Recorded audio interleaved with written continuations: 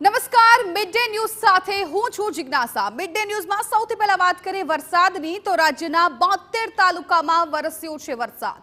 જૂનાગઢ, પોરબંદર, દ્વારકા જિલ્લામાં ભારે વરસાદ। સૌથી વધુ જૂનાગઢના વંથલીમાં 6 કલાકમાં 6 ઇંચ વરસાદ પડ્યો।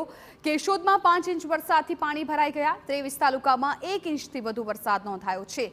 72 તાલુકામાં મેઘરાજાની મહેર જોવા મળી છે। સૌથી વધુ જૂનાગઢના વંથલીમાં 6 કલાકમાં 6 ઇંચ વરસાદ ખાબક્યો છે।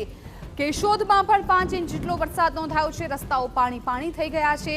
ખાસ તો સૌરાષ્ટ્ર અને દક્ષિણ ગુજરાતમાં અત્યારે વરસાદી માહોલ જામ્યો છે। 23 તાલુકા એવા છે કે જ્યાં 1 ઇંચથી વધુ વરસાદ પડ્યો છે। કુલ 72 તાલુકામાં મેઘરાજાએ પોતાની દેખા દીધી છે। એમાંથી 23 તાલુકા એવા છે કે જ્યાં 1 ઇંચથી વધુ વરસાદ પડ્યો છે। સૌથી વધુ વરસાદ જૂનાગઢમાં નોંધાયો છે। જૂનાગઢના વંથલીમાં 6 કલાકમાં 6 ઇંચ વરસાદ ખાબક્યો છે તો આ તરફ કેશોદમાં પણ 5 ઇંચ વરસાદ પડ્યો છે।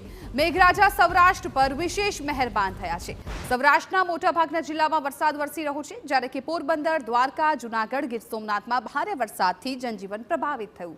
તમે સ્ક્રીન પર આ દ્રશ્યો જોઈ શકો છો। સૌરાષ્ટ્રના 6 જિલ્લાના આ દ્રશ્યો છે કે જ્યાં સમગ્ર જગ્યાએ માત્ર પાણી દેખાઈ રહ્યું છે। દ્વારકા, પોરબંદર, જૂનાગઢ, ગીર સોમનાથ, અમરેલી, જામનગર આ 6 જિલ્લા સૌરાષ્ટ્રના કે જ્યાં અત્યારે રસ્તાઓ પાણીથી તરબોળ થઈ ગયા છે, નદી નાળા છલકાઈ ગયા છે અને જ્યાં જુઓ ત્યાં અત્યારે મેઘરાજા જમાવટ બોલાવી રહ્યા છે। સૌરાષ્ટ્રના આ 6 જિલ્લામાં હવામાન વિભાગે પણ વરસાદની આગાહી કરી હતી અને એ વચ્ચે અત્યારે વરસાદી માહોલ પણ જોવા મળ્યો છે।